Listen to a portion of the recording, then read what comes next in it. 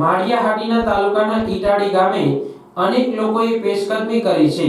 ખાસ કરીને ઈટાડી ગામે છેલ્લા ઘણા સમયથી પેશકદમી થયાની ફરિયાદો થતા આ કિસ્સામાં માત્ર બે પાર્ટીઓ આમને સામને આવી હતી અને દબાણ હટાવવાની માંગણી કરતા આજે તંત્ર દ્વારા દબાણ હટાવવાની કામગીરી હાથ ધરાઈ છે। પરંતુ આ દબાણ માત્ર એકાદ બે આસામીઓને હટાવવાની કામગીરી કરી છે, પરંતુ આવા દબાણો અનેક જગ્યાએ છે, છતાં તંત્ર દ્વારા કેમ કોઈ કાર્યવાહી નથી થતી તેવા અનેક સવાલો ગ્રામજનોમાં ઊભા થયા છે। ગામની અંદર પેશકદમી જે કાચું દુકાન છે કરવાની કામગીરી ચાલુ છે।